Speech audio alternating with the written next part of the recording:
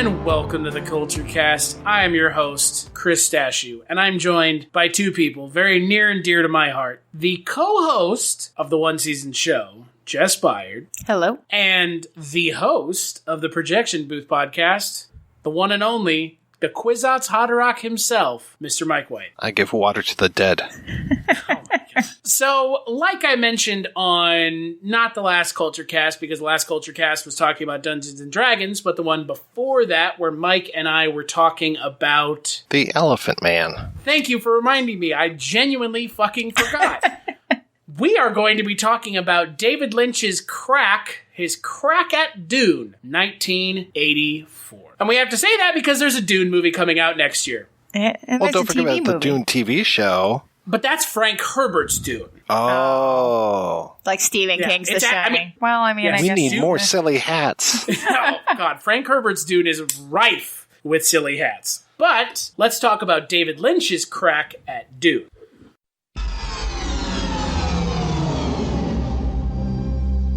A beginning is a very delicate time. Know then that it is the year 10,191. In this time, the most precious substance in the universe is the spice melange. The spice extends life.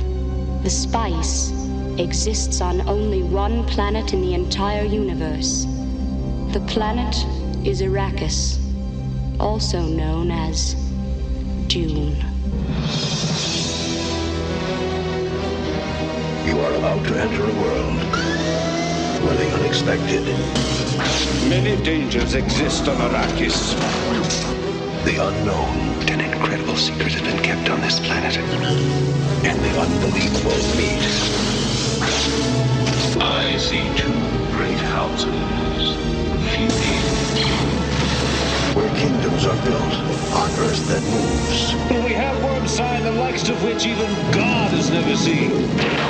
and skies are filled with fire. The prophecy which will cleanse the universe and bring us out of darkness. Where a young warrior is called upon to free his people. A world that holds creation's greatest treasure. He who controls the spice controls the universe. And greatest terrors. A world where the mighty This is genocide. The deliberate and systematic destruction of all life on Arrakis. the mad, I will kill him! I will love you forever. and the magical Father, the sleeper has awakened! will have their final battle. Long live the fighters!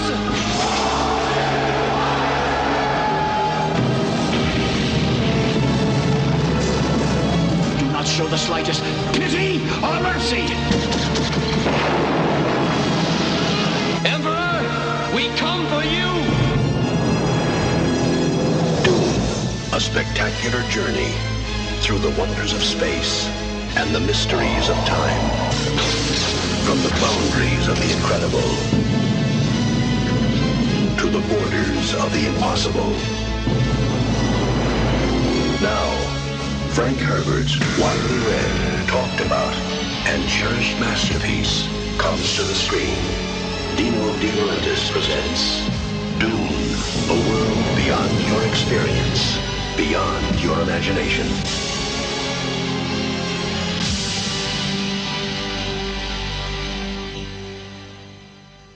So, the film was directed by Mr. David Lynch, obviously. It features a screenplay by David Lynch. It is based on the book by Frank Herbert. It stars too many people to name here because it is a ensemble cast, in quotations, I guess. I mean, there's a lot of people. It's a David Lynch ensemble cast. Yeah. So you've got K-Mac, Kyle MacLachlan in his first feature film role. K-Mac. Hey, listen here, you.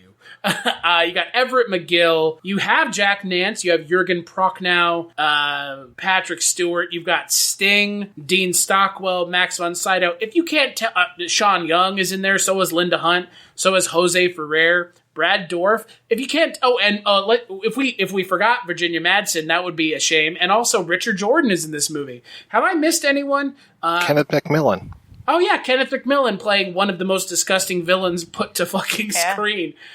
David Lynch himself. Forget. Yes, David Lynch is a spice worker, and we cannot forget, because I know Mike would give me a hard time if I didn't, Leonardo Cimino as the Baron's doctor. Oh, yeah. Well, him and Paul Smith. Don't forget about the Beast Raban. The Beast Raban. So, Mike, I am curious. I know you love this movie. What did you think of watching Dune for the Culture Cast? Oh, it's a walk in the park. I love this movie, and I probably watch it about once a month. So it's just a matter of which version are we going to watch this time, honey? Is that would be if you were talking to your wife? Well, that's her or you. Oh, well, thank you. Yeah. Thanks, Mike. So let me ask you, because there were 3 different versions I had on my DVD collection that I lend out to my friends, which version of Dune did you watch for the Culture Cast? We ended up watching the Fan Filtration Spice Diver, or whatever the fan edit is named, because there are a lot of fan edits out there, and I think that's one of the best ones. Okay, so had you seen the fan edit before? Oh, yeah. Okay, so what did you think of rewatching Dune once again for the Culture Cast? I fucking love it, dude. Yeah, no, oh my god. It's just, oh dearie dear. It is, okay, you and I are going to fawn over this movie, however, I don't know Jess's opinion yet. Uh-oh. This is the most fun part of this podcast. I can't tell you how excited I am. This is like when Jess and I were doing the one season show and I wanted to know what she thought about Kitchen Confidential, but like times 10. So Jess, being the David Lynch fan that you are, having never seen Dune before, yep. What did you think of watching David Lynch's attempt at making Dune into a coherent film watching experience? So yes, I had not seen Dune up until this podcast. It had just been on my, I will watch it eventually list at some point, but I guess it was probably just the years of hearing it maligned and just, and whatever. I hadn't gotten around to it yet, but I'm glad that I actually had a reason to get around to it now. I watched the theatrical version because I figured I watched it for the first time, and most people who've seen it have probably watched it for the first time on the theatrical version, I would think. So I was like, all right. Depends. I talked to some people that were like, I watched it on TV and it lasted 5 hours. Well, commercials. Like, what the fuck? Yeah, I mean, the commercials, but yeah, oh God, can you imagine that? Oof. But, so I watched the theatrical version, and I did enjoy it. I enjoyed seeing David Lynch, his version of science fiction, which is still really brown and foresty colored, which is kind of weird in space, but I had fun with it. I totally, and I mean, look, all the years of like people panning it and saying that it's crap. I mean, David Lynch himself does not like this movie. And the bottom line is that he was not able to make the movie that he wanted. He ran out of money, time, whatever. And so he's not happy with it. And that's unfortunately kind of how movies go sometimes, especially with directors like David Lynch, who are so exacting and drawn out and, existential, or not, I guess not existential, kind of, but I don't know. It's a much more, I think people were expecting like a Star Wars, and that is not this. That is not this at all. So I can totally understand why it was a giant flop in the 80s, but I also really liked the look of it. Aside from his general brown dreariness, I liked the costumes. I liked the set design. I mean, the production design is fantastic. The sandworms I thought were really awesome. Sure, there's a few pieces, I think the invisible body shield things that are not at all invisible and look kind of just like brown jello molds. But in the script, they're referred to as shimmering force fields. And I'm like, no, that's not at all what that is. But it's still fun. I did enjoy it for my first viewing, although I didn't get to watch any of the other movies or any other versions. I just didn't have time. I do think that 2.5 hours is probably my limit on it, though. Speaking of things being the limit, so you mentioned that this is the first time you've seen it. This was when I rewatched it for the first time that I rewatched it for this podcast. One of 5 times. I did not like it the first time I watched it. I honestly found it to be like just fucking nonsensical, and frankly, I found it to be obnoxious because it's like this, like you mentioned, Jess. This movie's 3 fucking hours long if you watch the extended version. But now that I've rewatched it, now that I'm 3/4 of the way through the book, I fucking love this movie. This movie is so stupid in the best way because it takes everything that Frank Herbert in the book essentially just goes, yeah, they got body shields and yeah, they got weirding modules. And like, it's not that he doesn't explain it, but Mike, you've read the book, right? He just kind of says it and is just like, okay, deal with it. Like, you're just going to have to accept it for what it is. He doesn't like, even in the book, he doesn't explain what the shields look like. It's just, I have a body shield, and if someone shoots me with a laser gun and I have a body shield on, a nuclear explosion happens. That is literally what happens in the book. If you shoot someone with a laser gun and they have a shield on, they explode. Which is fucking amazing. So, the first time I watched it, I hated it. The second time I watched it, I loved it. The third time I watched it, which would have been the extended version, I liked it. I think the extended version of this film is not very good for several reasons. I think and I don't know how you feel about the extended version. Oh, God. I think we talked about this a little bit, Mike, at the end of the last podcast. There is so much exposition at the beginning of the extended cut that it just drags it down immediately. There's a lot of like voiceover in it, right? Yeah, it gives you way too much backstory, and it's almost like, hey, we paid somebody to come up with these production drawings, so we really want to use them. I mean, basically the only real thing that it gives you is the whole idea of the Mentats and the Bene Gesserit and the whole idea of the computers, the thinking machines, and then that plays a little bit to the Spice Guild navigators when they talk about going to Ix and all the new machines on Ix and how they're better than those on Righteous. But who cares? I mean, I'm fine without that stuff being in there. And then when they add like sound effects for the dogs and stuff, it's just like, yeah, this is pretty shitty. This really doesn't need to be there. But the thing about the film is, look, I can understand as someone who creates content why David Lynch wants nothing to do with this and why he doesn't like talking about it. I get it. I'm sure, Mike, you get it. Jess, you get it as well. Like, if I had something that I made get taken out back and beaten to death with a switch and turned into something I was not okay with putting my name on, I understand. I get it. But God, look, as much as it's not a David Lynch movie, which similarly to Elephant Man, I don't feel like this is very much of a David Lynch movie. It's totally a David Lynch movie. But like, there's a lot of stuff in this movie that is nothing to, like, David Lynch would never revisit any of the things he did in this movie ever again. And that's fine. Being able to work outside of your comfort zone of transcendental themes parlayed into, like, pop culture is fine. And, like, look, this is Lynch adapting someone else's book. A huge ass book. The book is, I'm 3/4 of the way through it. It is like 18 hours if you listen to it. It's broken into 3 books, Dune, Muad'Dib, and I don't remember what the third one is.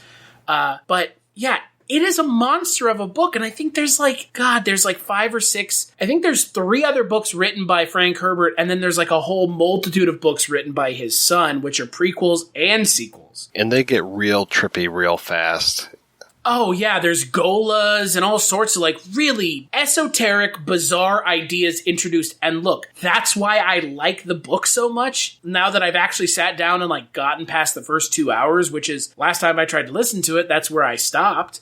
It is so fucking weird, but I love it. It's one of those, it's like Lord of the Rings. If you buy into it from the get-go, you're gonna be on board completely. But you have to buy in. You can't be like, what the fuck is this? You just have to be like, yep, I get it. Completely, I get it. Well, I think he did some really smart things with the adaptation, too. Like, when you watch the theatrical version, you've got Urlan introducing things, and she, in the book, is basically a historian, and she's telling the story of Muad'Dib and Paul Atreides, and you have all of these quotes from these different books that she has authored over the years. So her being our narrator, introducing us, and then being the narrator later on in the book or in the movie to kind of bridge some scenes. There's only one bit in the movie where I'm just like, man, I wish they had been able to extend this out, because it's in the 2 standard years that followed, and it's just like, whoa, we're jumping 2 years now, and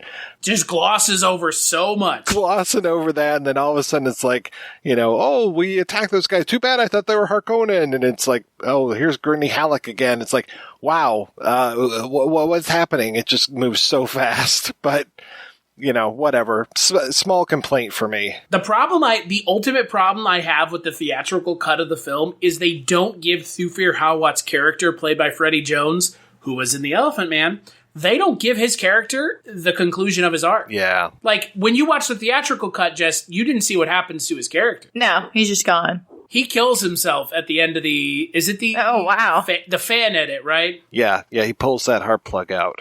Yeah, he pulls the heart plug out and dies. It's interesting because I actually bought the entire set of Dune trading cards, and that is part of the Dune trading card set.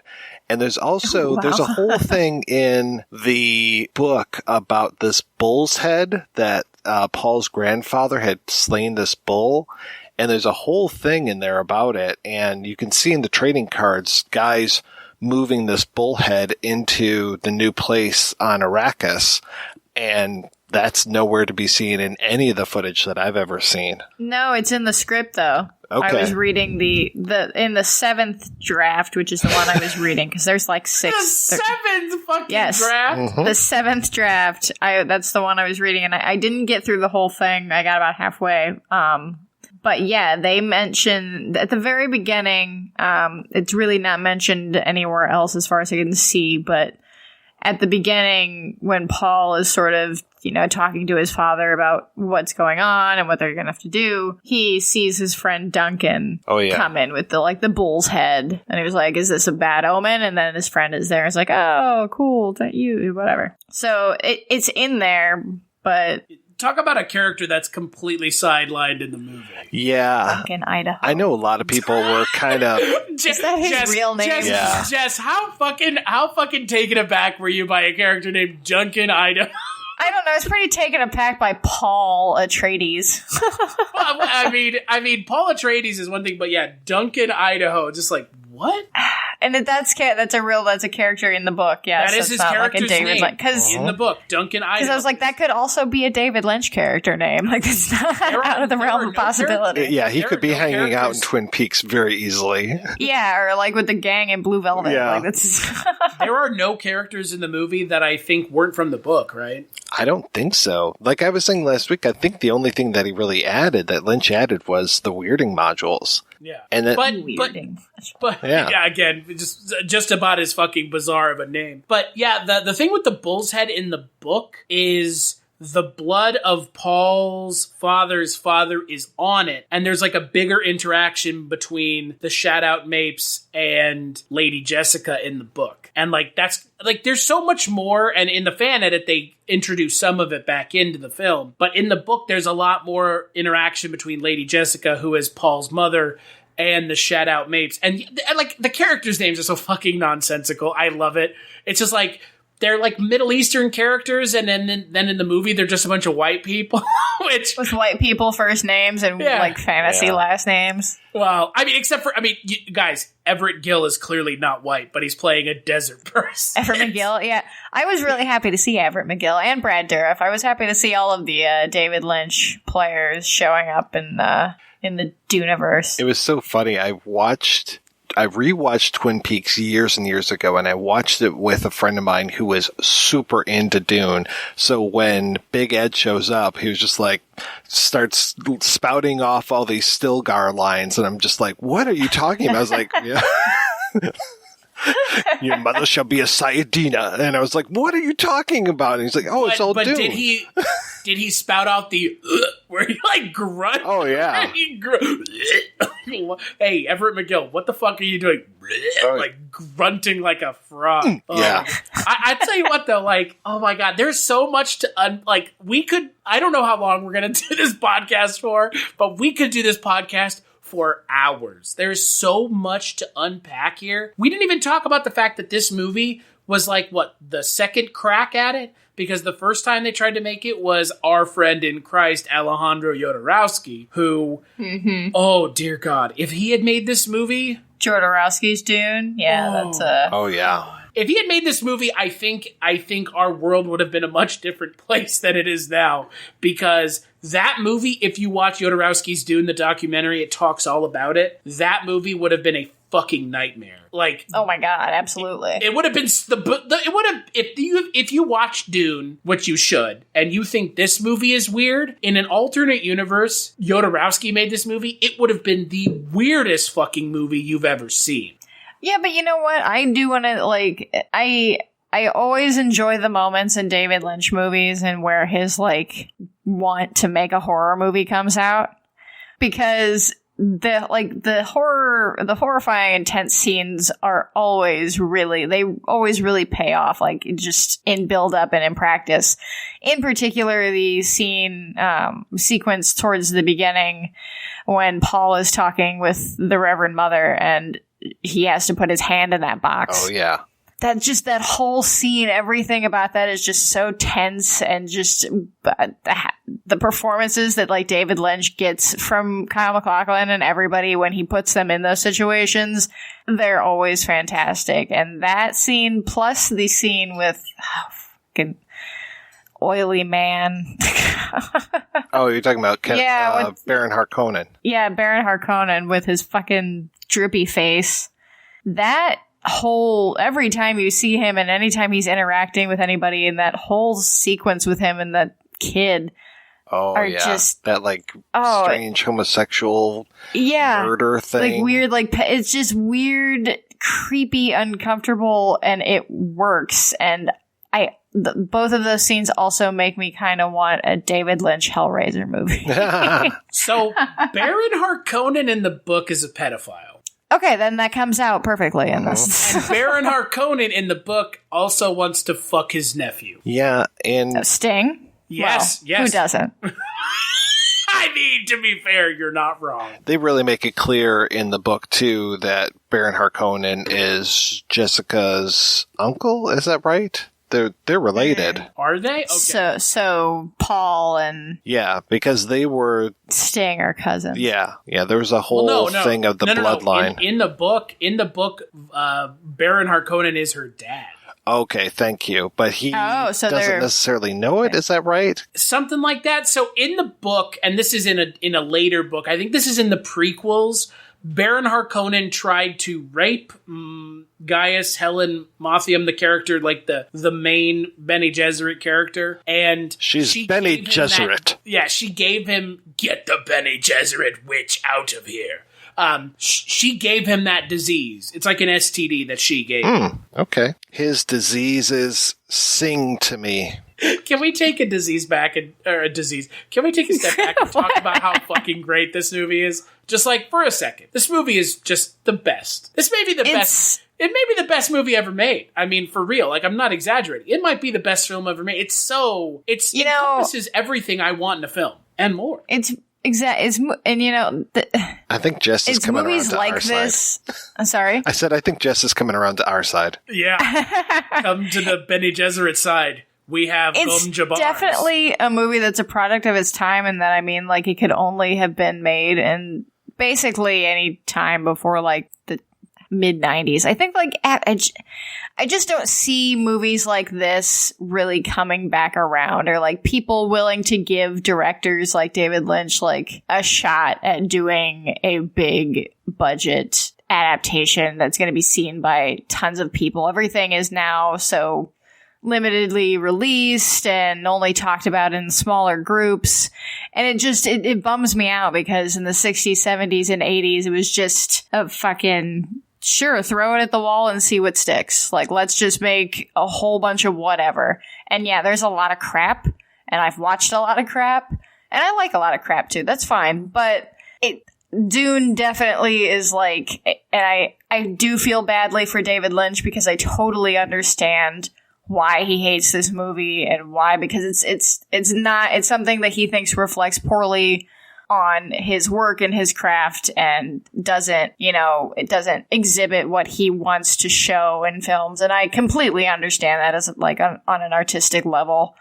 And just as somebody whose work also means a lot to them. But I wish David Lynch could kind of step out of that and step back from it and see that, like, yeah, it might have been like a misfire, but there's a lot of good shit in it. And there's like there's a lot of good directing in it. There's some not great directing in it. I will say that the end sequence where Paul and I'm just going to call him Sting because I keep forgetting what his actual name is. It's Fade. It's Fade Routha. Fade. Yeah, sure. Sting. Lovely Fade.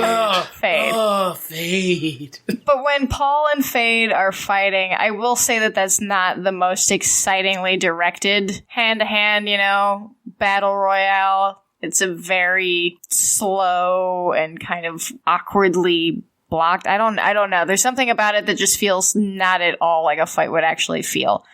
And that's fine. That's just not David Lynch's style. That's not his type of directing. But I don't know. I also feel like it's fun to see, and I am sure this is part of why he hates it. Directors, especially once they get, at this point in time, David Lynch was not huge. He wasn't, small, but I think that putting some restrictions on directors like David Lynch or creators like David Lynch is a fun experiment to see what happens. And that definitely happened here with not giving him creative control and final cut on it. And it's just, I like to see what happens when they have to push themselves into those little boundaries and boxes that they wouldn't normally be in. I would hate it if someone did it to me, I'm sure, but it's an interesting experiment to watch. Yeah, no, I would agree. I mean, like you said, I, as someone who creates content, not film, but yeah, I would feel upset if I gave someone a raw podcast and they cut out all the good bits. I'd just be like, what the fuck are you doing? Right. You don't understand the parts that make this good? What are you, stupid? No, I wouldn't say that to someone, but in my head, I'd be like, what, you don't fucking understand. Like, you don't get, the jokes aren't funny. Like, I don't know. Like, what, the conversation's not worth having? Like, so I get it. Yeah.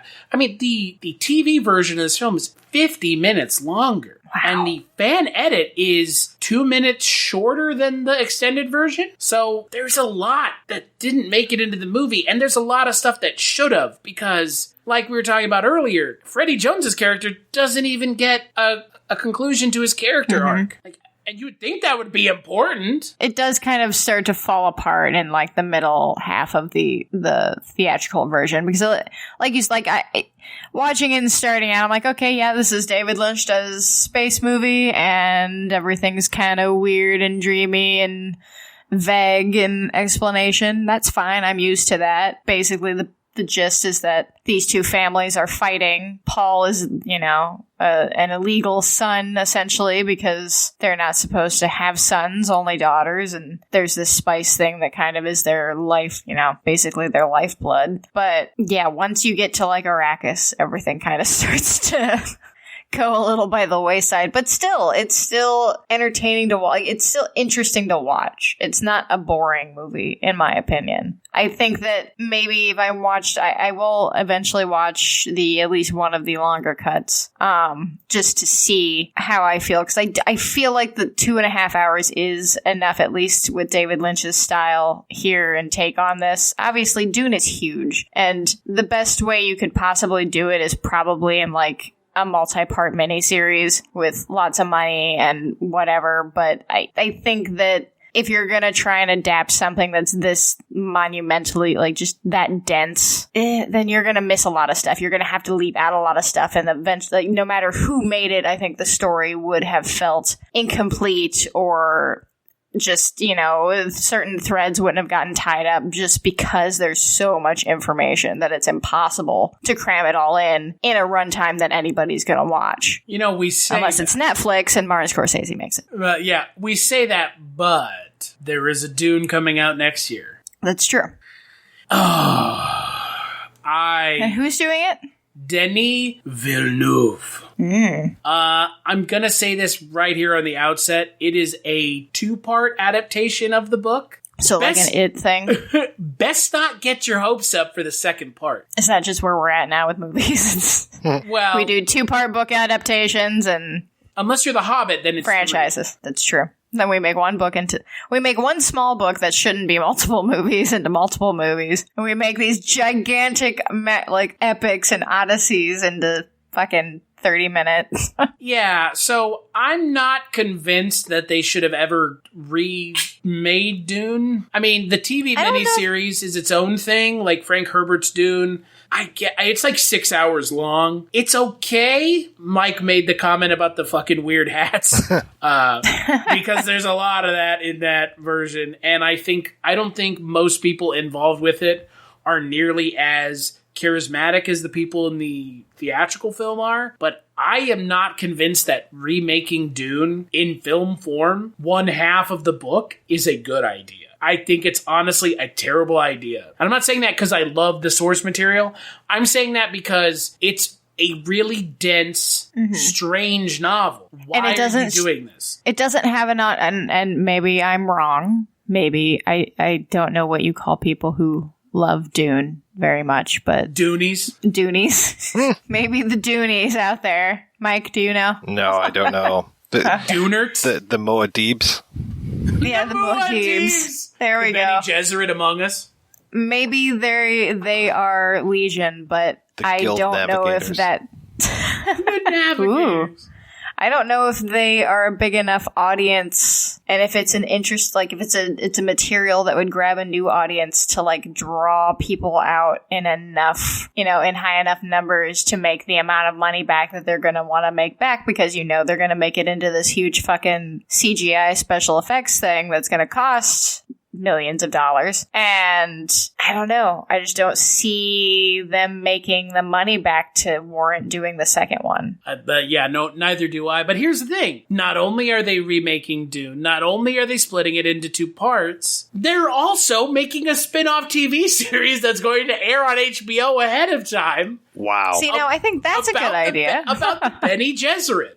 See, I would just like to see a really well done, long miniseries of it. It just seems to be the logical, especially now, and to how we view media now, that just seems to be post Game of Thrones. Yeah. Well, I mean, this is kind of like, Game of Thrones, I'm sure, inspired by this a little bit. Game of Thrones in space. Yeah, I would say this is Game of Thrones. With all the families and the thing, yeah. Yeah, you've got the House Harkonnen, House Atreides, the Bene Gesserit, the Guild, the Emperor. I mean, look. Freeman, yeah. Yeah, I don't know if you guys know about this, but there was a board game created in 1979 called Dune, and it is based on the book, and then they went and released stuff based off the movie. That game has had a cult following since 1979, and it just now this year got an official re-release. So there are people that care about the source material, that care about the world of Dune. But are there enough? I don't know. That's the question. I would lean on the side of no. Yeah, and I mean, honestly, it's a little weird because it's like, okay, Denis Villeneuve, his audience generally is probably not your standard Dune audience. So it's going to be a kind of weird melding of audiences, which could be awesome, and it could just bring in a whole new fan base, and that would be kind of cool if Dune had a little bit of a reckoning. That would be kind of a comeuppance of ha, fuck you, we can definitely do this. Maybe. That remains to be seen. I mean, I think there are still a lot of parts of Dune that are very, very relevant. I mean, the whole idea of, you talked about castle intrigue as a subgenre. There's the whole idea of the Messiah story, which, I mean, there's going to be a Matrix 4 next year, so we know that there's still a lot of mileage that you can get out of having Messiah stories. We're about to the 9th movie of Star Wars, so that the first 3 of those, very much Messiah story. Dune is a different kind of Messiah story, and that's the thing that I think is the biggest failing of this film. And again, Mike, I don't know how much you remember of the book. It's made very clear, and I read several interviews with Frank Herbert talking about the Messiah thing in the book. It's meant to be Paul Atreides is not a good person, and they don't make a big enough point about that in the film, and that's a failing of the film. That sounds more like a studio directive than a Lynch directive, and just wanting a standard hero character to be more accessible to an audience than having, because I mean, I guess complicated sort of anti-heroes were not quite the draw that they are today. It's not that he was an anti-hero. He is legitimately in the book misguided in what he does. Like, he makes comes off more naive here, I guess. Yeah. In the book, he comes off as the guy who knows he has the ultimate power in the universe. And in the later books, he abuses it. Oh, yeah. And that, like, they don't really show any of that in the film, and that's a failing because, like you mentioned, Jess, in the film, he is pretty much a one-note character. Yeah. I mean, you can kind of see that at the very end when he's threatening the Emperor that he's going to go to Secundus Secundus and, you know, be at the prison planet, and that Irulan is going to marry him, and just, like, lays it all out for him right then and there. But that's in the fan edit. True. No, I think in the theatrical he has... And I don't know if maybe it's not as in depth as that one, but he definitely does have like an outburst at the end where he's just like, no, fuck you, I've got this, you know. In the theatrical cut, does he talk about how he's taking the Emperor's daughter as his wife? I don't think he does. I don't remember that. I don't remember. Yeah, because in the fan edit, he's like, I'm taking her as my wife. And then he goes to Sean Young and he's like, but you'll still be the main one. Right. I'll never love her, but I'll always love you. And then Jessica's like, hey, they'll remember us as wives, even though we're concubines. But what I really wanted to get to when I was talking about all the things that make up Dune, I mean, I don't necessarily think that the mind-altering drugs aspect of it will play in 2020 the way that it played in 1968 or whenever Frank Herbert wrote this.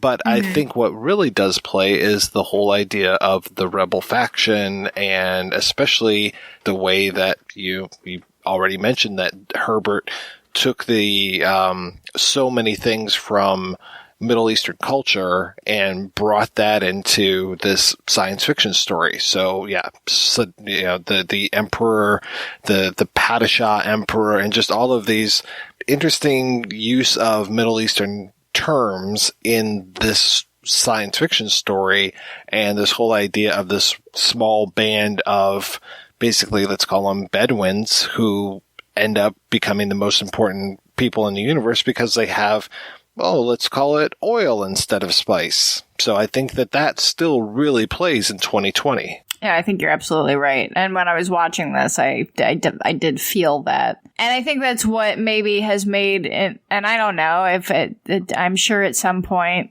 now that the remake is going to be coming out and the TV series is coming out, I'm sure we will see a host of articles online saying, we were wrong about Dune this whole time. Or you'll see very woke people saying that the Atreides co-opted Fremen culture. Right, exactly. How dare he call himself I'm sure Moadib. we are in for a whole just deluge of think pieces on Dune, like David Lynch's Dune. And I'm sure someone is going to try and drag him back out to talk about it now that he's been out, some Twin Peaks was a few years ago again, and he's having a sort of little renaissance here within the niche communities, but 10 reasons why David Lynch's Dune is an overlooked 80s sci-fi classic. Right, exactly. It's like all those dickheads writing, Phantom Menace is better than you thought. No, Phantom Menace is a cinematic classic. Mr. Jaja Binks is an American cinema classic character. If you don't agree, you're canceled. Yeah, I mean, there's nothing I like more than trade embargoes, and those make for great science fiction stories. Space Vietnamese, space Jews, and space black people. If you're not down with that, you're not down with Phantom Menace. And if you're not down with Japor Snippets, get out. I'm just saying, I don't want to see Emperor Palpatine. I want to see Emperor Yoda, so... Emperor Baby Yoda? Oh. Wouldn't it be so cute? Our Lord and Savior, God Emperor Baby Yoda. When he ends up being that's getting us through the end of 2019. Finale, it's going to be really sad. Oh my god. How are we going to get by without more baby fucking Yoda in our lives? But... I count the days from Friday to Friday so I can see more Baby Yoda memes, okay? Because I know as soon as that episode of Mandalorian airs, there's going to be new Baby Yoda memes. Is he drinking a cup of coffee this time? Is he eating a frog? Is he looking cute? What is he doing? We need to know what Baby Yoda's up to right now. Baby Yoda cam all the time. Baby Yoda is the lock screen on my phone right now. Jess knows what I'm talking about. It's true. It looks like a middle school Valentine. I saw it. It was on Baby Yoda. It was on hashtag FaceTube. Baby Yoda stan, okay? Yep. You know what I'm saying? Speaking of childish things regarding Dune, Mike, would you like to walk us through the related Dune ephemera? The things that should not exist, but yet somehow do? Well, obviously you're not talking about the action figures because, you know, those are very age appropriate.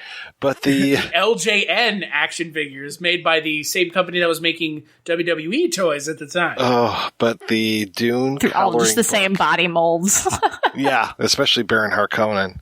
Oh, yeah. He was like, oh God, King Kong Bundy, you know? Yeah, exactly. No, you're talking about the coloring book, which really should be called the activity book, because there are so many fun things that you can do in there, including connect the dots of the third stage navigator. Oh my God. Yeah, but you know what's even better than that? Do you know what's even better than that? There is a recipe for spice cookies. Mm-hmm. The spice extends. Are they just like gingerbread cookies or something? It's just like it's cookies with like cinnamon in them. As soon as you have one, you have a waking dream. That's the one thing that I'm surprised we haven't talked about at all, because it's such a major part of the movie. And I think it threw off so many people when they first watched it, was the inner voice. People could not stand the inner voice. And I love the inner voice.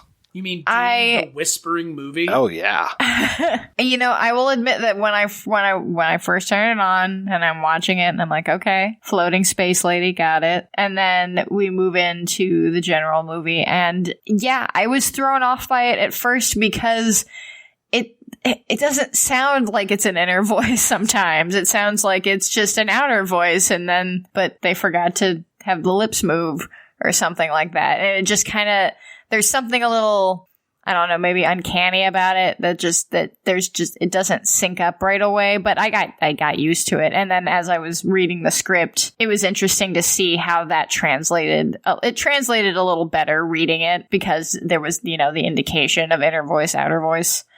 And there are more directions toward the inner voice as well. Like you do just get more, I don't know, feelings around it. So you could kind of, I don't know. It worked better in, I think, that format than the execution. Well, and the thing when I first watched Dune versus now having seen it, it's been a week, only a week, having seen it now. I've been living on Arrakis is what it feels like in the last week. I'm not even exaggerating. I've watched Dune 5 times in the last week. The thing I still am not sure about, can people hear the inner voice from time to time? Maybe the Bene Gesserits can hear the inner voice, but I really don't think so otherwise. Well, like at one point, the Bene Gesserit mother and Paul's mom are having a conversation in the head, right? In the bathroom? No, not in. God damn it. Okay, you. They're having like an internal monologue in their heads, aren't they? I don't think so, because they are speaking to each other. I'm thinking of something else. You're probably thinking of when she comes in and is talking to him about, for the father, nothing. Yeah. But the thing I never understood is like, can people hear? I don't think so. I think only certain races can, or family. I don't know. Like, I don't know how everybody's broken up here as to like space humans and space. Like the navigator is obviously not a human. Wow, no. The navigator was a human, right? You know what? Like that whole sequence, like when at the beginning when the Emperor is talking to the navigator, I just like that. It's getting strong Doctor Who vibes off of it. Oh yeah. You know what they say? That's a hell of a way to start the movie. Well, there's that. What the fuck? Really like, there's a guy in a tube talking with his mind. There's a weird moment where the third stage navigator will start talking very, very fast, and I'm like, what is happening here? Like, did they just not have enough time of this vagina mouth breathing smoke? And it's like, hurry up and stop. Yeah, he's just like, the spice must flow. The spice must flow. You know this. Like, calm your ass down. Yeah, it's so. Well, strange. and going back to, I keep going back to the script, but if you read that conversation between them, there are moments like that, and it's like he's getting upset. Yeah. And so that's like he's flustered and kind of yelling at the Emperor, but instead of yelling, it just kind of comes out in like a frenzy, just... The other thing that always gets me, and this is just me having watched the movie probably, I don't know, a couple hundred times, is how they use Patrick Stewart's voice and Kyle MacLachlan's voice in weird ways, because it is Kyle MacLachlan who does a message from within the guild, that voiceover, and he also does the voiceover of the computer, the learning machine that he's looking at, and it's like not the woman's voice, the sea storms thing, but there's another part of that book where you hear his voice, and then Patrick Stewart is doing the voice of one of the Fremen, especially when he's doing the weirding module, and I'm like, that's Patrick Stewart's voice, you know? It's really strange. The best part when it just goes, buddy, buddy, buddy, buddy, buddy. My name is a killing word. Oh my God. Did you know that fear, what is it? No, fear is a little death? Fear is the mind killer. Fear is a little death. Yeah. I will allow the fear to pass through me. Can we shout out to Patrick Stewart's hair? Oh my God. In that movie. Because it's amazing. Yes, his desert hair that's long in the back and missing on top. Oh, it's a skullet, right? Yeah. It is a skullet. Halleck need not weapons with me. Paul Atreides! Like, oh God. That scene is Paul? so good. They said you were dead. They said we were dead. After... You know, in the academy, we followed every toast with a song. Oh, yeah. The Balisette, when he starts playing that. Oh my God. Everything. Yeah, like there's so much about this movie that's so fucking weird. But yeah, like the coloring books, activity books, I guess. Or how about the fact that they had to give everyone who went and saw this movie in theaters a fucking glossary? The terminology of the Imperium. I don't feel like you have to. They're not giving people glossaries at like Lord of the Rings or... No, but like they did Game for this of Thrones movie. Yeah, they had no faith once they saw William this. Castle that. Yeah, I mean, like, how do you know your movie's dead on arrival? When you give the audience something that... A book to go along with it? Yeah. In the 80s.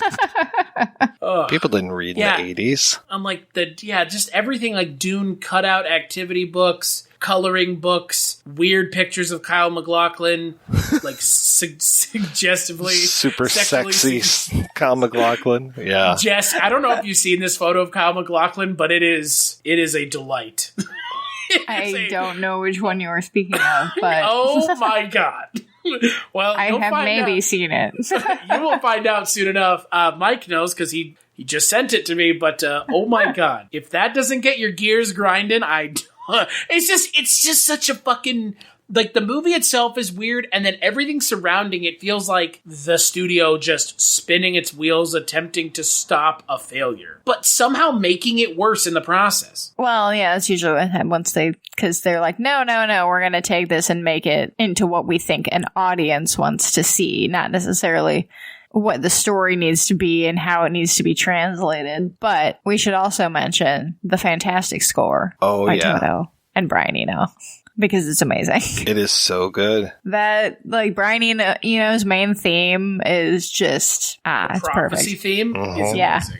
And yeah, Toto. That's hilarious and fantastic. Freaking Toto, man. Who would have thought they had it in him? It was originally supposed to be Pink Floyd and Magma in the Jodorowsky version. Right, yeah. That would have been really awesome, Magma would have been doing all the Harkonnen songs or Harkonnen music, and then Pink Floyd doing all the Atreides music.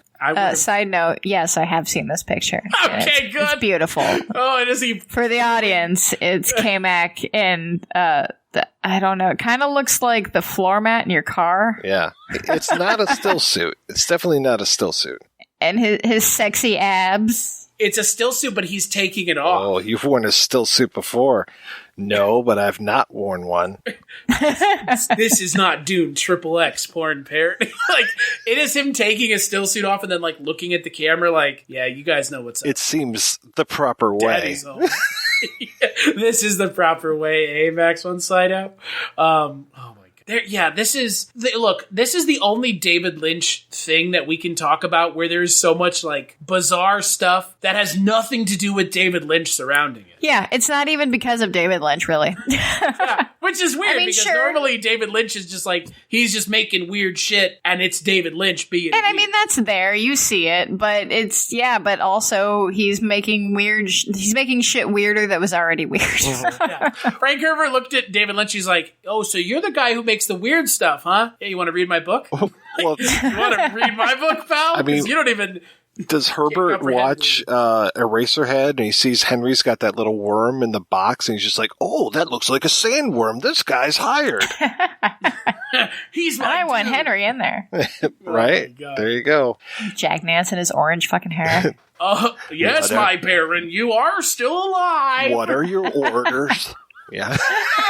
Oh, dear God. Yeah, Jack Nance in this movie is okay. Jack Nance and David Lynch in this movie are the weirdest roles. Oh, I love Brad Dourif, especially because they don't necessarily I love Brad Dourif. Explain that isn't Nafud, he's supposed to be deaf or something?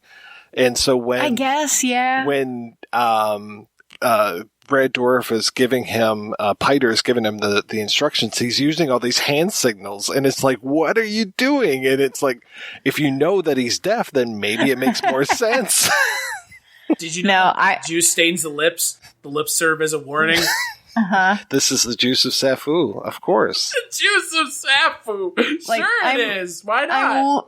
I'm looking at my notes right now, and I just have like 3 separate notes across the page, and one has a heart and then Brad Dourif next to it, and then one has a heart and David Lynch next to it, and then one has a heart and Jack Nance next to it. Because I was so happy about all 3 of those. I was happy to see everybody that I like in the David Lynch Players Club, but I those 3 in general, Brad Dourif specifically, was just, I would watch just that movie. Oh, yeah. But Jess, I have a question for you. Tell me of your homeworld, Usul. The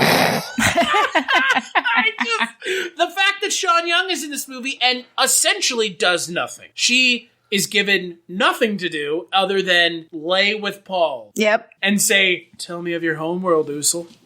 Which is, that's not even the line in the book. The line in the book is, tell me of the water on your homeworld, Usul. Because obviously on Dune, water is, the currency, even though everyone is convinced it's spice. And then they even cut out of the theatrical cut where they're like, he sheds water for the person he killed. Right, for Jamis. For Jamis, which again... And you don't get Jamis and his wife and the 2 kids that Paul then has to take care of because he inherits them after killing Jamis. Yeah. Yeah. Oh, man. There's so much... There are movies within movies. And plans within plans. Yeah. There's so much going on in this movie that, it's unfortunate that the theatrical cut is the easiest cut to get a hold of.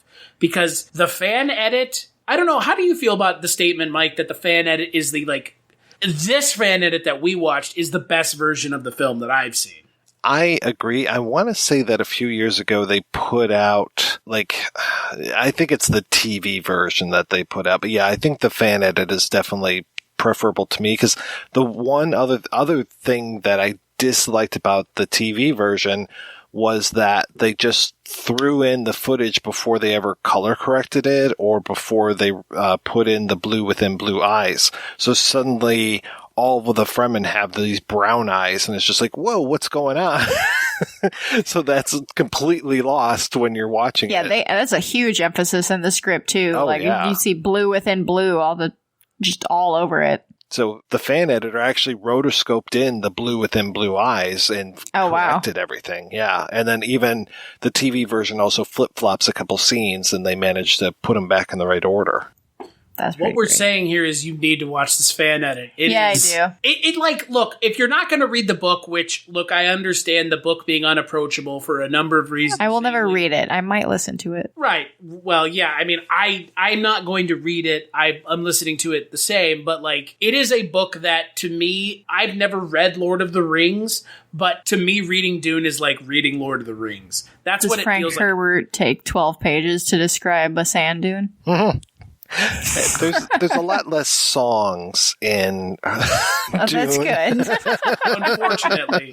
Fewer songs, more worms. Mm-hmm. It's like, it's more of the kind, but there is a lot of that, like, really specific, weird, no explanation given to what's going on, just accept it, move forward. Lots of weird character names. I mean, you've already seen that with characters in this film, Duncan, Idaho, and then there's a character called Leo Atreides, and then of course there's another character called Gaius Helen Mophiam, and Wellington Huey, who's a white guy, though his character in the new film is cast as an Asian guy. Like, there's a lot of stuff going on in the book. And look, I don't know how I feel about people complaining about the film not being a worthy adaptation of the book, because I would disagree. I know that might catch me some flack, but I think the film is a pretty good adaptation of the book. The parts of the book that are going to be easily accessible for people that are going to sit down and watch a movie anyways, if that makes sense. Right. I was going to ask you guys, as I have not read the book, how you guys felt as, as an adaptation goes, how it went. But side note, yeah, I think what you were mentioning, all the crazy names and all that stuff. That's, I think, if you are familiar with the fantasy genre and the sci-fi genre, and I mean sci-fi beyond, just people in a bare bones minimum space movie, like Alien is a science fiction movie, yes, but it's not a science fiction story in the way Dune or Dahlgren or something is, where it's like this this expansive universe with all of this lore and backstory, and it has its own politics and its own. They are these entire universes. So I think that just comes with the genre, and Dune or otherwise, you're gonna get those. You have to kind of just accept that that's how the genre works. You're gonna have all these houses with these different names and these people with these crazy names and these elaborate backstories and these complex inner workings of how the universe, how the government and everything works within the universe, because it's a whole revolving world. I think the issue, though, with something like Dune, I would agree 100%. I think the thing with Dune, that Dune misses the mark in the film. The book is a different story. In the film, and a lot of sci-fi, when it's successful, it gives the audience an audience analog that the audience can be like, okay, this character is just as kind of taken aback by what's going on as I would be, so they give them an audience analog. There's none of that in this movie. And I think a lot of folks walk out of this movie going, what the fuck did I just watch? Because there's not an audience analog. I mean, there's always kind of someone who the audience can relate to. And in this film, there's none of that. I guess it's supposed to be Paul in the movie, but I guess we've already established that he's probably like the least interesting character in the movie, at least in my opinion. I think that he's just because he has, aside from most of the women in the movie who have absolutely nothing to do. I mean, yeah, Sean Young, who literally does nothing in the entire movie. But Paul is just, naive hero type who's now got to rise up and help these. Like you said, it's a Messiah story. We've seen it. We know how it works. And so, yeah, I guess he comes off kind of, for me, he comes off kind of wooden and not entirely relatable, because he seems more like too much of an archetype than a fully established character, at least in the movie. Well, no, I mean, you're completely right. And on top of everything else, in the book, Paul is supposed to be a 15-year-old character.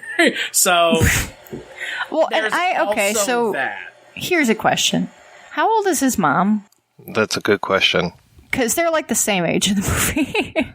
And I kept I would forget after a while that she was his mom. And I'm like, wait, this is not a potential love interest. Hold on. I kept waiting for that to happen. And I'm like, wait, no, that's not. Well, when the desert gets cold at night, I mean... Yeah, you gotta seek safety of rock or the, solace of Yeah, she's your mother. related to that weirdo. Uh-huh. Yeah, you know what they say? I mean, you walk without rhythm, you don't attract the worm. Yeah. I mean, if she wants to attract Paul's worm, I mean... She is only 14 years older than Kyle MacLachlan, Francesca Anna says. In real life? In real life. 14 years olher? Yeah.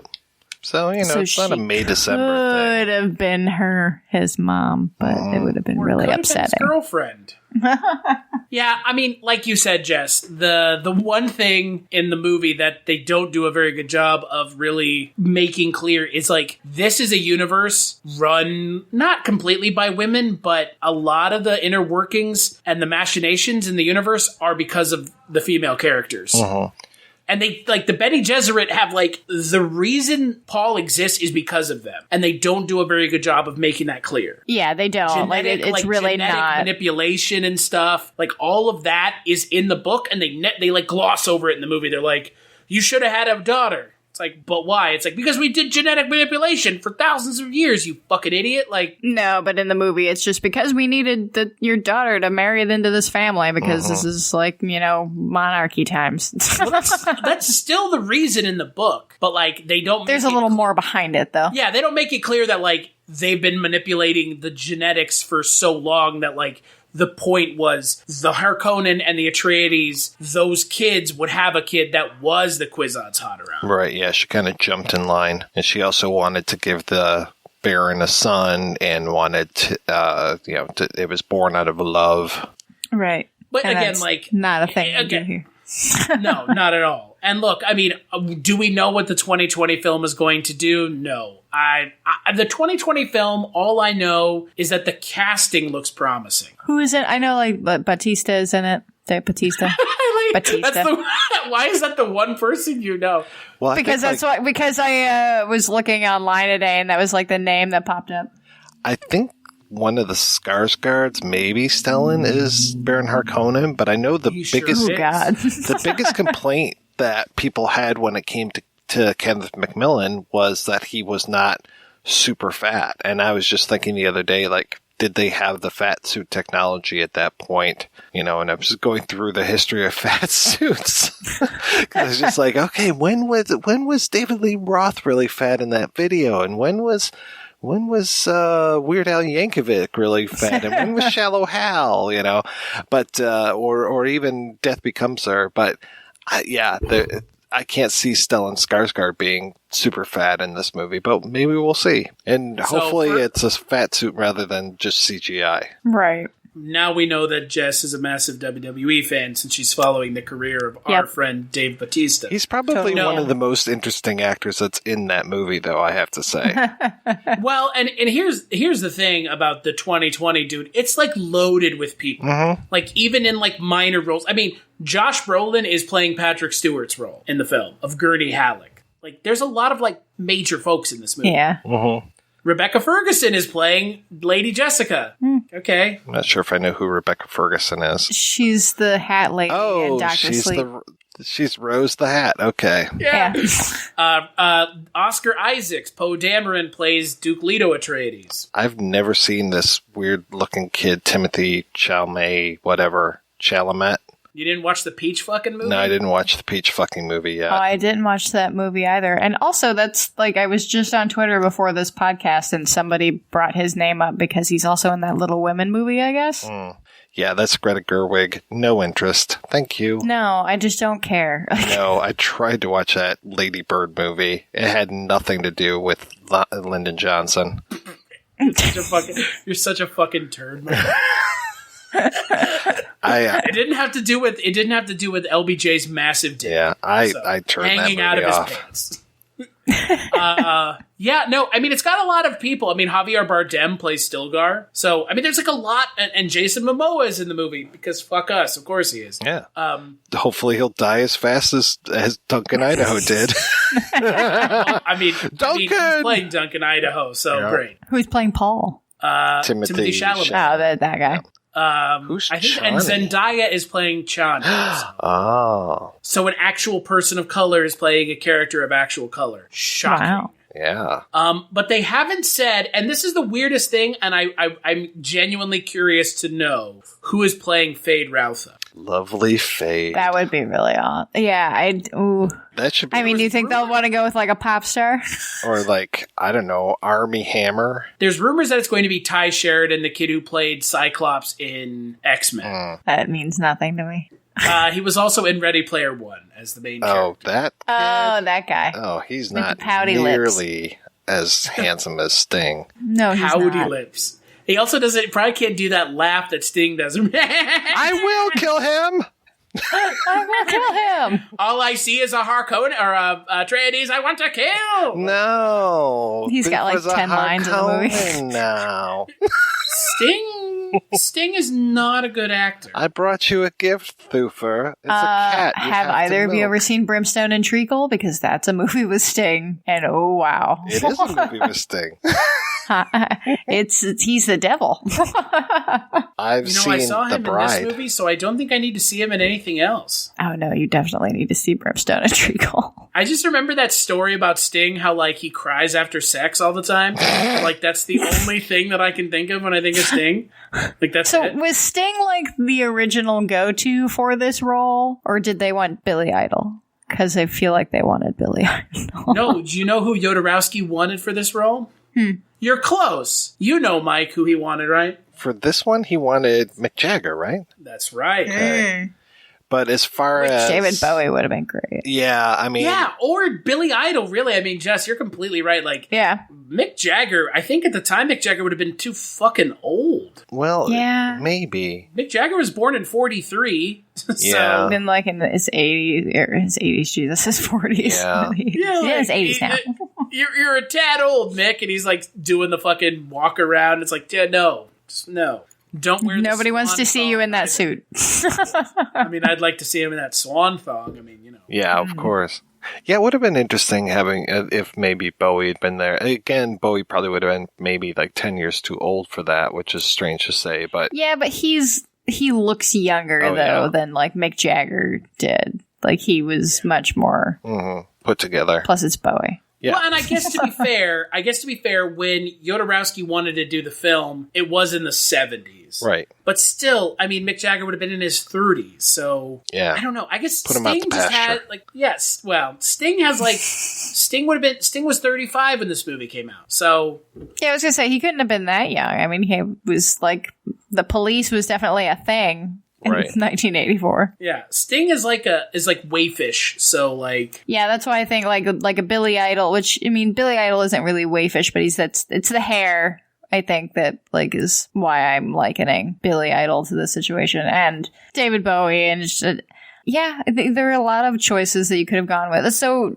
Jodorowsky wanted Mick Jagger, fine. But once it got to David Lynch, like, that's where I'm wondering, like, who chose Sting? Was that a studio thing? Was that a Lynch thing? Was it... Well, he I don't wasn't know. afraid to work with musicians, case in point, David Bowie, but Right. yeah, I'm very curious if he was, well, how much of a hand he had in that. When the giant thing that the navigator travels in came through the door, my immediate thought was like, so it's David Bowie's tea kettle. I love the shots when they're in space, and there's so many shots where it's just like a still image or rudimentary animation, and I love Yeah. that. It reminds me of Corey McAbee's The American Astronaut, where it's just like still photos, and like, this is us traveling through space. Fuck it, we don't have the budget. And I was like, okay, that's all I need. You know, you're folding space, so you really don't need to show movement in this. Right. You're technically not moving, really. Yeah. You know, if only there was a movie that could explain to us how one would fold space in order to get from one place to another very quickly. Maybe like using a piece of paper and folding it and sticking a pen through it. we're talking about Interstellar. And I'm talking about Event Horizon. No, I mean Event Horizon's a good movie. Interstellar is a piece of shit. I would not disagree with you. I would hope not, because I didn't see Interstellar. Oh, But I love Event Horizon. you are not missing anything when it comes to... I didn't really feel like I was. Like, I was like, No. I like science fiction movies, but it just seemed boring. You know what? you like science boring and fiction, dumb. but you don't like pretentious dickhead science fiction. Which That's is true. pretty much any time Christopher Nolan makes a movie is just pretentious dickhead attach the genre here. Pretentious dickhead superhero movies. Batman. Pretentious dickhead James Bond movies, wherever the fuck he's making now. Pretentious dickhead sci-fi. Interstellar. Pretentious dickhead war movies. Dunkirk. Like, go fuck yourself. I know it's an unpopular opinion, but it's a hill I'm willing to die on because those Batman movies are not good. And I'm willing to die on that hill. I mean, I will not disagree in that. I think that they're inherently, like, they are good movies, technically, and all that, but I don't think that they have a lot of rewatchability for me, personally. Yeah. I like the second one. They just seem very much like, all right, that was a time period. Yeah. One that I don't care to revisit. Can you imagine if Nolan made Dune? I mean, that I can't imagine at some point that they didn't approach him with it. That I just don't see, like. That hurts me to think of. Yeah, right, it does. Doesn't it? Yeah. But you know what my favorite thing about Dune is? This is David Lynch's third movie. Yeah. Isn't that insane? He goes from Eraserhead, which we've covered on the podcast before, to The Elephant Man, which we covered 2 podcasts ago, to this big budget thing. Yep, which was... masterpiece as far as I'm concerned. Which was a disaster financially. A huge box office disaster. Yeah, it's amazing. And totally soured him on Hollywood and probably soured Hollywood on him. It's amazing he ever got to direct again. Yeah. It really is. And what was next? Blue Velvet? Blue Velvet. Yep, Blue Velvet, yeah. She's like, I'm just going to take half the cast of Dune and I'm going to put them in this. Exactly. We're all going to go to Ben's. And it's going to be a lot nicer. We're going to go to Pussy Heaven. You know what's really too bad is that we didn't get to see Laura Dern in this movie. Yeah, she probably would have made a good Chani. Yeah, I think older Laura Dern, like maybe Laura Dern now. I guess I don't know how old Lady Jessica is supposed to be. I guess I just am picturing By her all older. accounts, she could be Paul's girlfriend. Right. I guess I'm just trying to, I'm picturing her older because Kyle MacLachlan is obviously not 15 in the movie. So I'm just my brain is just kind of doing logical math where it's like, okay, he's probably in his 20s, so she should be at least in her 40s. So I could see a Laura Dern being a Lady Jessica, which would be kind of cool if they got her into this remake somewhere. Maybe it's the Reverend Mother. I don't know. You know, the Kyle MacLachlan thing with him not being the right age, the more I think about it, the more weird it is. Because the idea in the book is that because he is a teenager, essentially given the power of the universe, and in the movie, they because it's Kyle MacLachlan cast as an older version of this character, but still in the same scenario as the younger character. I don't know how you feel about it, Mike, but it feels like that's how they're able to gloss over all of the messianic problems of the book. Mm-hmm. Well, what I find interesting too is Lady Jessica, especially in the scene that you're talking about that isn't necessarily in the movie where she's talking to the Shadout Mapes, she's basically manipulating the Shadout Mapes by her knowledge of messianic tropes and of Arakeen culture, and just this whole oh, you're going to put that Chris knife away without having it bloodied, and it's oh my god, she knows all this stuff about our culture, and it's just she's propagating this whole idea of Paul being the Kwisatz Haderach, and it's I find it very interesting how underhanded she is when it comes to that, but in a good way. She's manipulating the situation for her own benefit. Yeah, and again, that's completely cut out of the movie. Oh yeah, the basic, the whole Chris knife thing is again cut out of the movie. Jess, how did you feel about the small child playing Paul Atreides' the weird ass fucking voice? How can this be?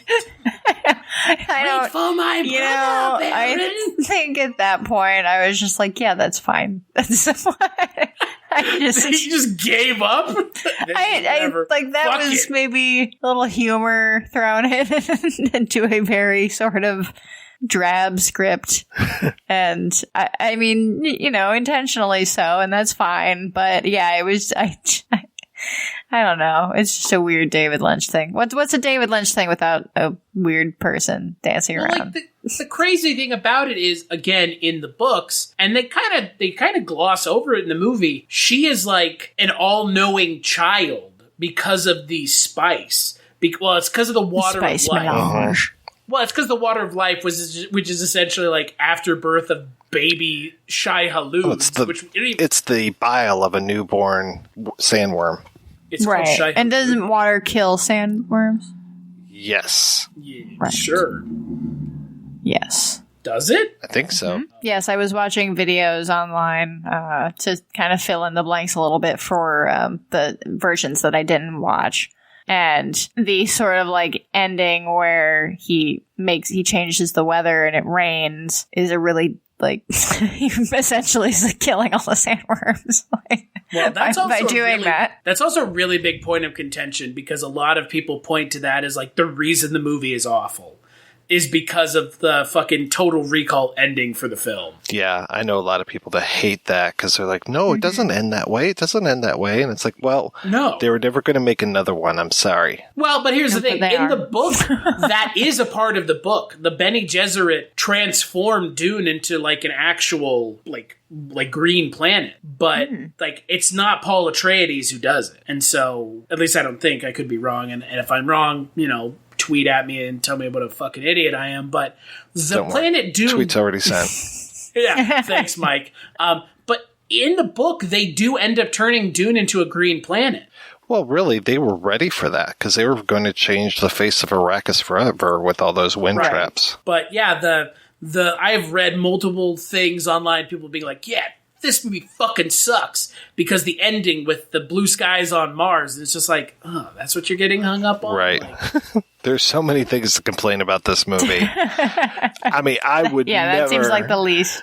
I would never... If people tell me that they hate this movie, I'm like, you're missing out. I love it, but I can totally understand why you would hate this movie because it's not for everybody. No, it's not. And you know what? That's fine. It doesn't have to be. I don't even know if it's like a film for David Lynch fans.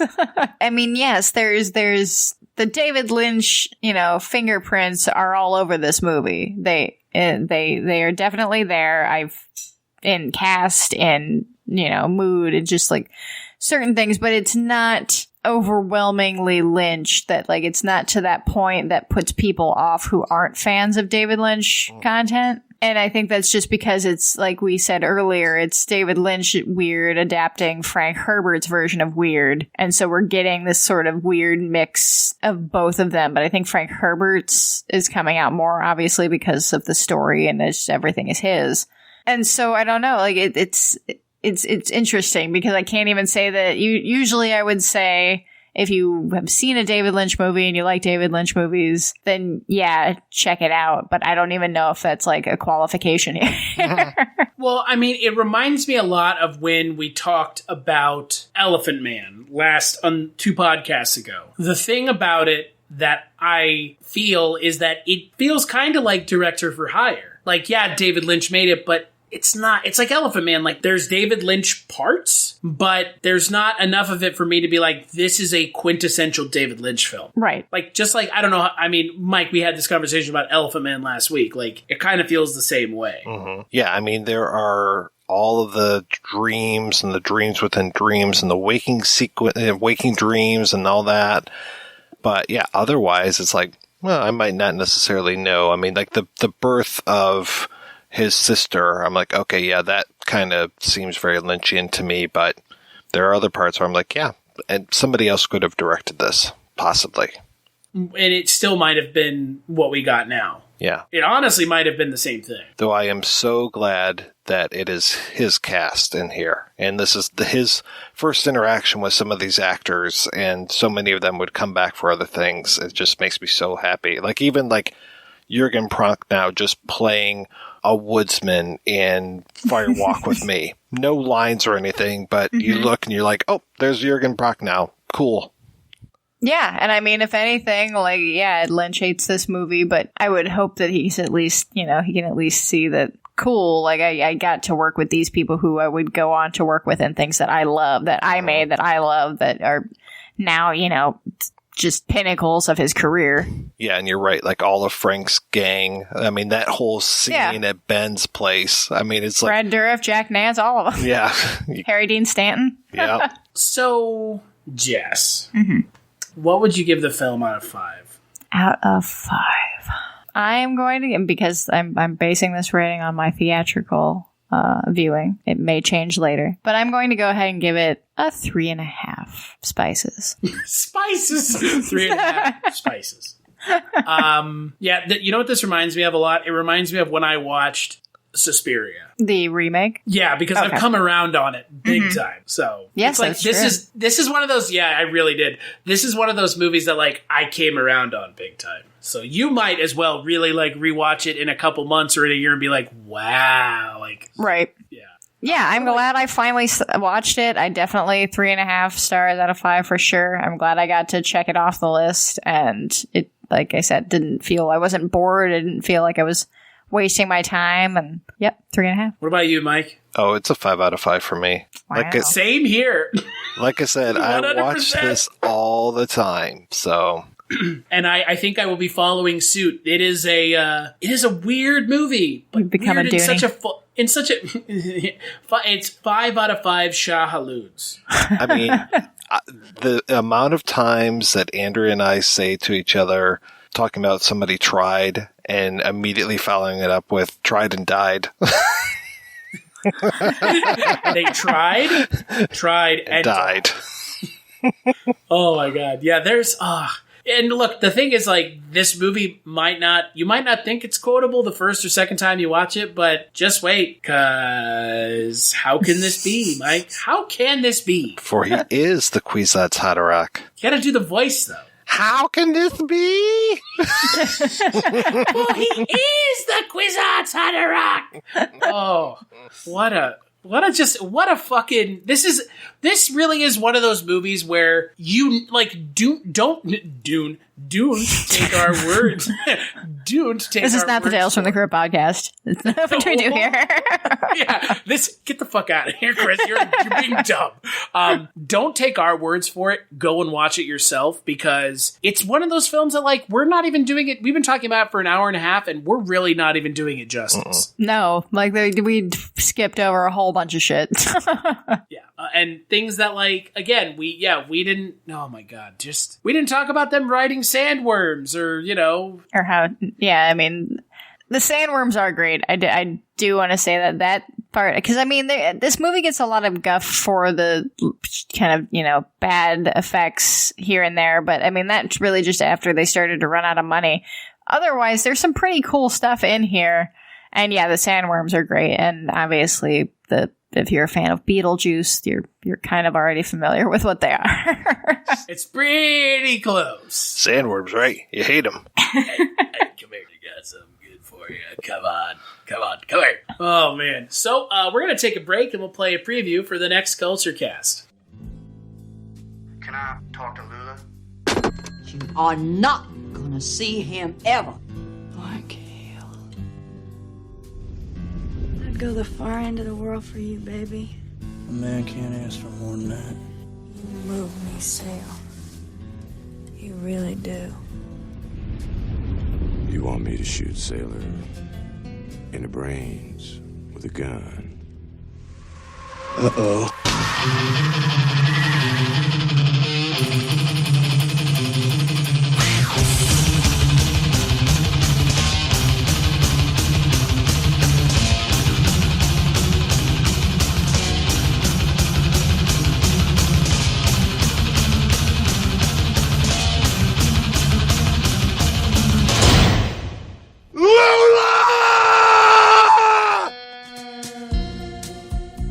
I didn't have much parental guidance.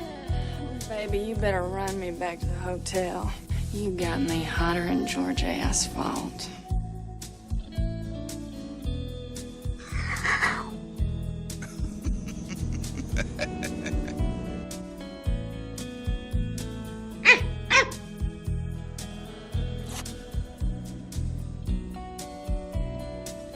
This whole world's wild at heart and weird on top.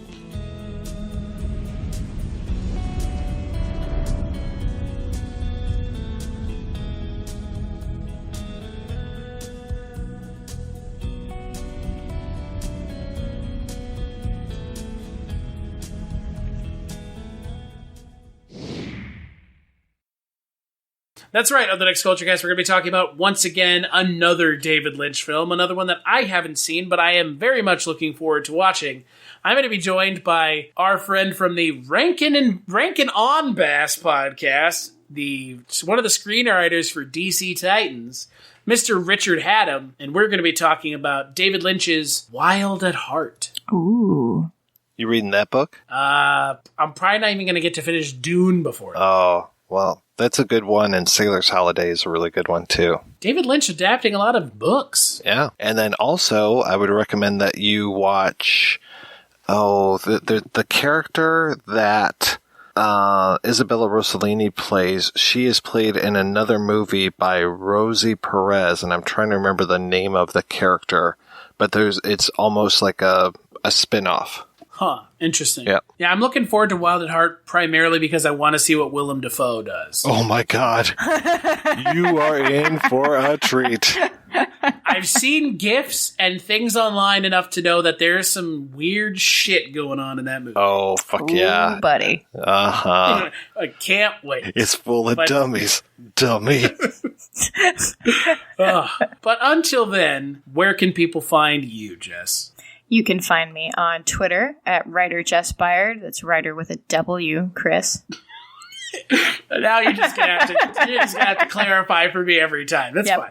And you can also find me on our show, the One Season Show, where we discuss TV shows that only lasted one season. We just started a brand new season for Kitchen Confidential, so you can catch up on our first season, start with that, whatever you want. Because the beauty of it is you can jump in on any season. And then I'm on a lot of episodes of this. I like that. And yeah, I'm here sometimes. Once, twice, 3 times a month. You never know. If it's David Lynch, you're here twice. Twice a month. Yeah. What about you? Well, when I'm not inviting myself on to David Lynch themed podcasts, I'm over at Dune podcast, sir. It has nothing to do with David Lynch. Wow. Okay. I was going to ask if I can be on Wild at Heart, but I guess not. I'm over at the projection booth. You want to be, sure. At projection-booth.com. No, I can't stand that Richard guy. Oh, you want to be on that? You know how funny it would be if you're on that podcast and I don't tell him? Well, I think that his opinions on Santa Claus is coming to town are completely bogus. And so that's my opinion. So, before we close this out, Jess, this is a joke that needs to be explained now that Mike is taking it to a next step. So on the final episode of the Kolchak tapes, which isn't even out yet, so this is a little bit of a preview. How did we get on the topic of Rankin and Bass? I don't even remember. But we came up with the idea, and now no one can steal it because I own the fucking domain. So suck it. A podcast called Rankin on Bass, where we only talk about Rankin and Bass movies. I mean, I would be down for that. Yeah. Maggie would get in on that. It sounds awesome, right? Because The Last Unicorn is a Rankin and Bass movie. And yes, it is. And Maggie and I watched that, and oh boy, do we have things to say about it. I have things to say about this movie that's supposed to be about unicorns, but it's about regret. A lot of regret. Oh, Lord. That movie makes me cry. I've never seen it. Oh. I just remember that skeleton choking on a piece of bread, and then I wonder if that's where Sting got it from. What the fuck are you talking about? I'm talking about the movie, and then I'm talking about the lyric podcast from King of Pain by The Police. I believe this is the beginning of a great podcast. But so that's where Rankin on Bass comes from, which comes from Santa Claus is Coming to Town. But the thing I like about Rankin and Bass the most is it the one where it's the Christmas Without Santa Claus, where he's talking about, I am old Kris Kringle, I'm the king of jingling? No. Is that? Okay, well, he says that at some point. That is, I am old Kris Kringle. Yeah, I don't remember. I had to sing it in my head. Which is that Santa Claus Coming to Town? It might be. I just remember Meister Burger. Yes, that's the Santa Claus. Yeah, that's Santa Claus is Coming to Town. My favorite is The Year Without a Santa Claus. The Year Without Santa Claus. Is that the one with the Frost Man? Yeah, with the Heat Miser and the... Heat Miser and Snow Miser. Yeah. Boy. Well, I'm learning all kinds of stuff tonight. I was playing a board game and I learned what the Hamburglar says. I'm learning about Frost Miser and Heat Miser. So Snow Miser. Snow Miser. Sorry, Frost, Snow Miser. It's Jack Frost and Snow Miser. So, but as for myself, Rankin on Bass, you can't find it yet. We haven't recorded a single episode, but it's in the podcast pipeline, as we would call it, because the pipeline is ever filling up with just ideas that we may or may not ever act upon. You can find me on Twitter at casualty_Chris. If you want to listen to actual podcasts that actually exist, the actual episodes are available. Dreams for Sale.